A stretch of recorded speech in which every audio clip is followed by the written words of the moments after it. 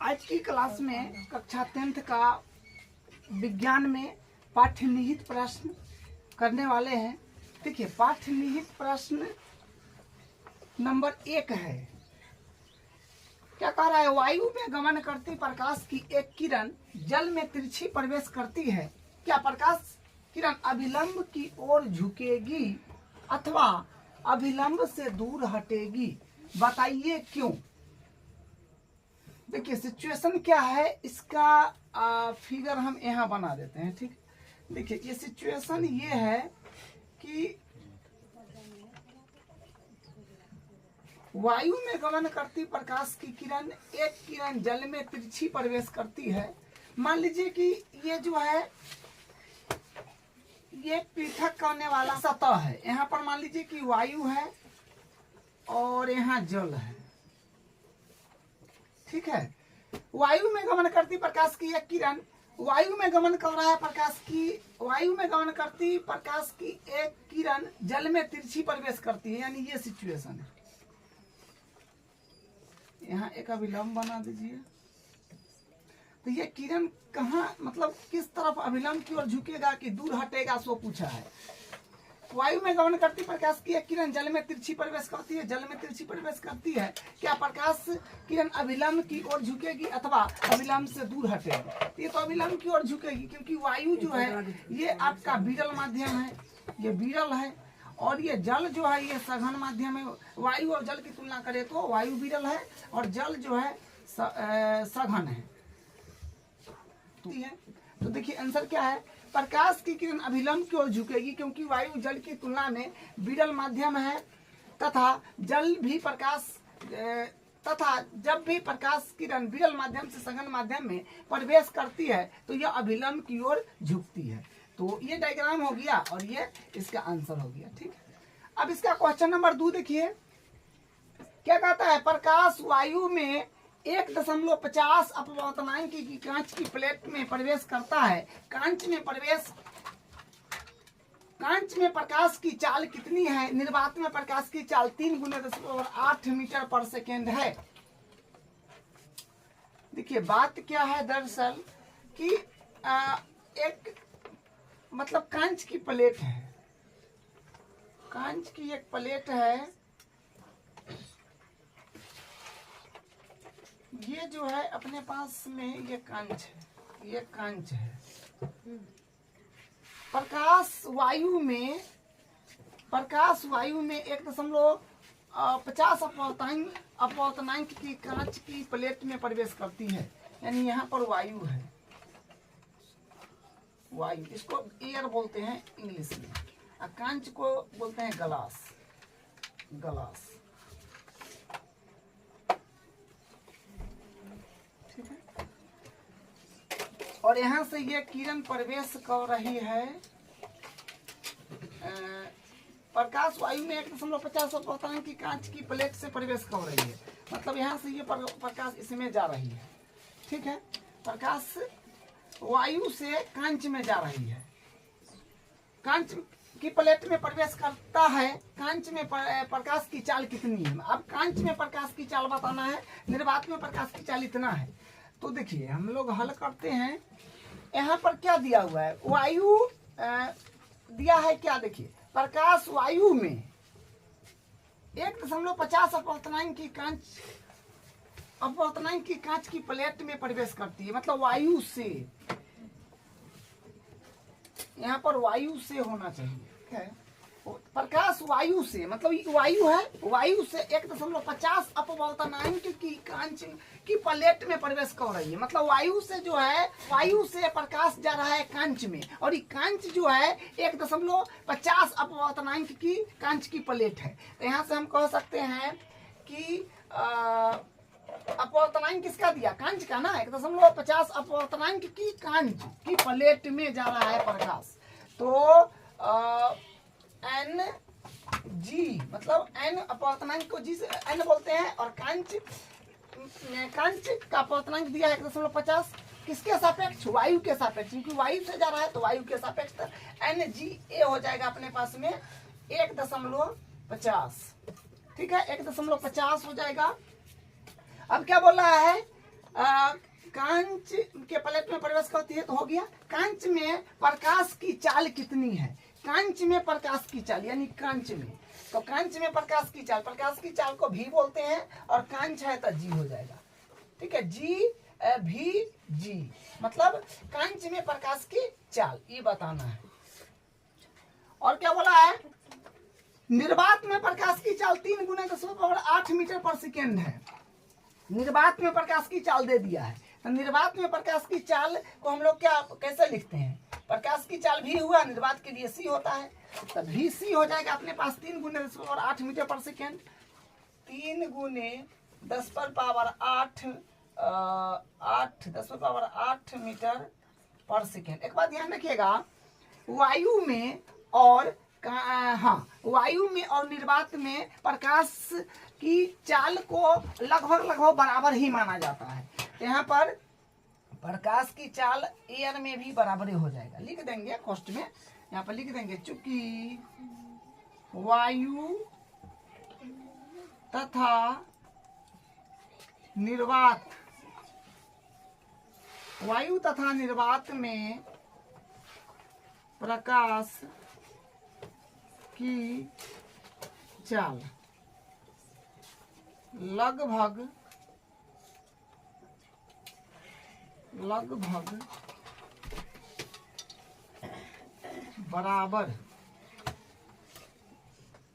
बराबर होते हैं। ठीक है, तो यहाँ पर हम लिख दिए कि वायु तथा निर्वात में प्रकाश की चाल लगभग बराबर होते हैं। तो देखिए हमको NGA दिया है और निकालना है VG। तो देखिए ध्यान दीजिए, आप लोग जानते हैं NGA बराबर है 1.50, यानी ये अपने को दिया हुआ है। ठीक है, तो यहाँ से क्या हो जाएगा? यहाँ से ये हो जाएगा कि NGA बराबर हम लोग जानते हैं क्या होता है कि हवा में प्रकाश की चाल बट्टा कांच में प्रकाश की चाल, जो ये पढ़े हैं लास्ट क्लास में, ये हो जाएगा। यहाँ से ये फार्मूला बन जाएगा, लेकिन निकालना है अपने को VG। तो VG निकालना है तो यहाँ से बनेगा VG बराबर बनेगा VG बराबर हो जाएगा VA बट्टा NGA हो जाएगा, NGA हो जाएगा। ठीक है, क्रॉस मल्टीप्लाई कराइएगा तो यही आएगा। ठीक है, तो यहाँ से वैल्यू अगर हम लोग रखेंगे तो VG तो ज्ञात करना है और VA अपने पास में है। VA जो है 3 गुने 10⁸8 मीटर पर सेकेंड अपॉन, और NGA तो अपने पास में हाँ ये रहा। NGA जो है 1.5 लिख दीजिए ना, डायरेक्ट वही बात है। तो यहाँ से या दशमलव उड़ा करके आप ऊपर 0 दे दीजिए, या आप डायरेक्ट कह दिए कि 1.5 दूनी 3 होता है। तो यहाँ से क्या आ जाएगा? यहाँ से अपने पास में आ जाएगा, देखिए यहाँ से क्या आएगा? यहाँ से तो मतलब 2 गुने VG बराबर आ जाएगा 2 गुने 10⁸8 मीटर पर सेकेंड। तो यही हो जाएगा क्या? यही हो जाएगा निर्वात में प्रकाश की चाल 2 गुने 10⁸8 मीटर, हाँ कांच में ना, सॉरी, हाँ तो यही हो जाएगा कांच में VG बराबर 2.8 मीटर पर सेकेंड। तो यही VG ज्ञात करना था, यानी कांच में प्रकाश की चाल हो जाएगा 2 गुने 10⁸8 मीटर पर सेकेंड। यही इसका आंसर है। अब इसका अगला क्वेश्चन नंबर इसका तीसरा देखिए क्या कहता है? सारणी अधिकतम प्रकाशिक घनत्व के माध्यम को ज्ञात कीजिए। मतलब सारणी में अधिकतम प्रकाश के घनत्व को अधिकतम प्रकाशित घनत्व वाले माध्यम को ज्ञात करना है और न्यूनतम प्रकाशिक घनत्व के माध्यम को ज्ञात करना है, मतलब इसको लिखना है। तो देखिए सारणी जो है अपने पास में ये रहा, इससे आपको बताना है कि अधिकतम प्रकाशिक माध्यम का घनत्व और न्यूनतम प्रकाशिक माध्यम का घनत्व को लिखना है। ठीक है, तो देखिए प्रकाशिक घनत्व अगर ज्यादा होगा तो माध्यम भी उतना ही ज्यादा सघन होगा। ठीक है, मतलब प्रकाश की किरण तुरंत मुड़ जाएगा। ठीक है, तो उसके अपवर्तनांक भी उतना ही ज्यादा होगा। तो तो यहाँ से आप जान सकते हैं कि अपवर्तनांक सबसे ज्यादा किसका है, तो हीरा का है। ठीक है, सीरियल में लिखा हुआ है, सीरियल में, ठीक है, तो हीरा का है। ठीक है, तो यहाँ पर क्या है कि हाँ, अधिकतम प्रकाशीय घनत्व आपका हीरा का हो जाएगा जो 2.42 हो जाएगा, और न्यूनतम सबसे कम तो आपका वायु का है 1.003 मान का चलिए, 1 के मान का चलिए। ठीक है, तो ये सबसे कम न्यूनतम मतलब सबसे कम वायु का है, तो वो न्यूनतम वायु का है 1.003। ठीक है, तो यही हो जाएगा इसमें अधिकतम प्रकाशीय घनत्व हीरा हो जाएगा क्योंकि सबसे ज्यादा है 2.42, और न्यूनतम प्रकाशीय घनत्व जो हो जाएगा वायु का होगा जो 1.003 हो जाएगा। ठीक है, तो यही इसका आंसर हो जाएगा। चौथा क्वेश्चन देख लीजिए, आपको किरोसिन, तारपीन का तेल तथा जल दिए गए हैं। 3 गो चीज है अपने पास में, किरोसिन, तारपीन का तेल और जल दिया गया है। इनमें से किसमें प्रकाश सबसे अधिक तीव्र गति से चलता है? सारणी में दिए गए अंकड़ों का उपयोग कीजिए। तो अंकड़ा जो है इसमें भी इकट्ठा करना है, ये अंकड़ा अपने पास में हो गया। ठीक है, ये सारणी जो है सारणी में दिए गए अंकड़ा का उपयोग कीजिए, मतलब सारणी में जो अंकड़ा दिया हुआ है ना, इसको बनाने वक्त उसका उपयोग करना होगा। ठीक है, तो देखिए यहाँ पर है, पहले क्या है अपने पास में, हाँ देखिए तारपीन का किरोसिन तेल बोला गया है, तो हम किरोसिन तेल वाला को पहले सेलेक्ट करते हैं। किरोसिन तेल वाला 1 2 3 4 5, 1 2 3 4 5, यानी ये है किरोसिन तेल वाला। ठीक है, ये किरोसिन तेल का है।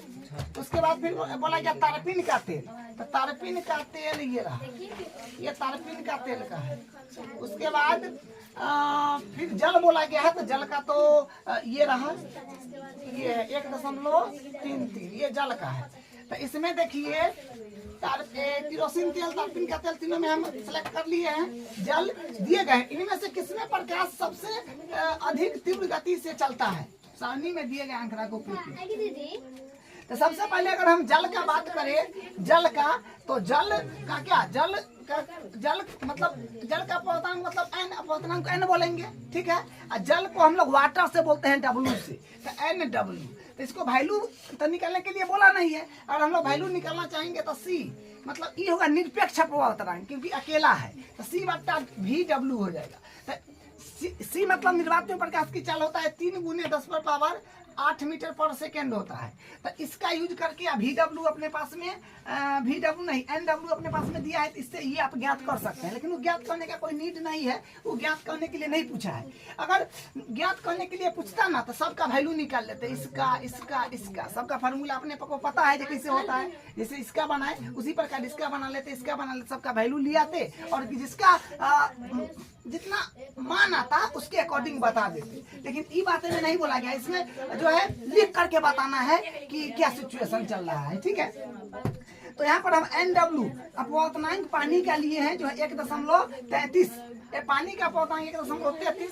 तो चूंकि आपको पता है ना यहाँ पर अकेला है, तो क्या होगा, निरपेक्ष अपवर्तनांक निर्वात के साथ हो गया, तो NW बराबर C/VW। तो देखिए ये जो होता है ना, हमेशा NW जो होता है डायरेक्टली प्रोपोर्शनल होता है 1/VW का। ठीक है, इसका मान अगर बढ़ेगा तो इसका कमेगा, इसका मान अगर बढ़ेगा तो इसका कमेगा, इसका बढ़ेगा तो इसका कमेगा, ये होता है। इसका मतलब नीचे देखिए समझ लीजिए, अर्थात इसका मतलब क्या है, अर्थात माध्यम का अपवर्तनांक व उसी माध्यम में प्रकाश की चाल व्युत्क्रमानुपाती होता है। माध्यम का अपवर्तनांक उसी माध्यम में प्रकाश की चाल का व्युत्क्रमानुपाती होता है। ठीक है, इसका मतलब यह है कि किसी माध्यम का अपवर्तनांक जितना अधिक होता है, उस माध्यम में प्रकाश की चाल उतना ही कम होता है। क्या समझे? इसका मतलब यह है कि किसी माध्यम का अपवर्तनांक जितना अधिक होगा, उस माध्यम में प्रकाश की चाल उतना ही कम होगा। मतलब माध्यम का अपवर्तनांक जितना ज्यादा होगा ना, माध्यम का अपवर्तनांक जितना ज्यादा होगा, उसमें उतना उस माध्यम में प्रकाश की चाल उतना ही कम होगा। माध्यम का अपवर्तनांक जितना ज्यादा होगा, उस माध्यम में प्रकाश की चाल उतना ही कम होगा। ठीक है, तो दिए गए माध्यमों का बढ़ते अपवर्तनांक देख लीजिए। जो माध्यम अपने पास में 3 को दिया था ना, किरोसिन, तारपीन का तेल और जल, इसका बढ़ते अपवर्तनांक देखिए वही लिखा हुआ है। दिए गए माध्यमों का बढ़ते अपवर्तनांक जो हो जाएगा आपका जल, उसके बाद होगा किरोसिन, उसके बाद तारपीन का तेल। मतलब ये जो है बढ़ते क्रम में लिखा हुआ है। ठीक है, इधर मुझे घुमा हुआ है ना, तो इसका मतलब ई बड़ है, इससे ही छोट है, फिर ई बड़ है, इससे ही छोट है, ऐसे इसमें कनेक्शन है। ठीक है, बढ़ते क्रम है। तो जल का 1.33, किरोसिन का 144, तरपीन का तेल का 1.47। ठीक है। माध्यम में प्रकाश के वेग का क्रम, तरपीन का तेल, उसके बाद केरोसिन तेल, उसके बाद जल। ठीक है, ये इसका आंसर है, इसको आपको ध्यान रखना है। ठीक है, अब इसका अगला क्वेश्चन करते हैं। अब इसका 5वां क्वेश्चन देखिए, हीरे का अपवर्तनांक 2.42 है, इस कथन का क्या अभिप्राय है? मतलब हीरे का अपवर्तनांक 2.42 है, तो इस कथन का क्या अभिप्राय है? इससे हम क्या समझ सकते हैं, क्या मतलब हुआ इसका? तो मतलब एनडी का मतलब जान गए कि हीरे का अपवर्तनांक जो 2.42 है वही लिखा हुआ है। तो हम लोग जानते हैं चूंकि एनडी है तो सिंगल है, तो ये हुआ निरपेक्ष अपवर्तनांक, तो C/VD हो जाएगा। यहाँ VD जो हो जाएगा हीरे में प्रकाश की चाल, VD क्या है? हीरे में प्रकाश की चाल। तो देखिए इसका तो एनडी मतलब हीरे का अपवर्तनांक जो है 2.42 दिया हुआ है, वही वैल्यू रखे हैं, बराबर है तो बराबर C/VD है वो एडिटिव। VD को बराबर करे हैं तो ये इस तरह से हो जाएगा। तो VD बराबर अगर इसको ऐसे लिखे तो बात वही ना हुआ, 1C गुने 1/2.42, तो बात तो वही हो गया। तो इसका मतलब क्या हो जाएगा? अतः इस कथन से अभिप्राय है कि हीरे में प्रकाश की चाल निर्वात में प्रकाश की चाल का 1/2.42 गुना है।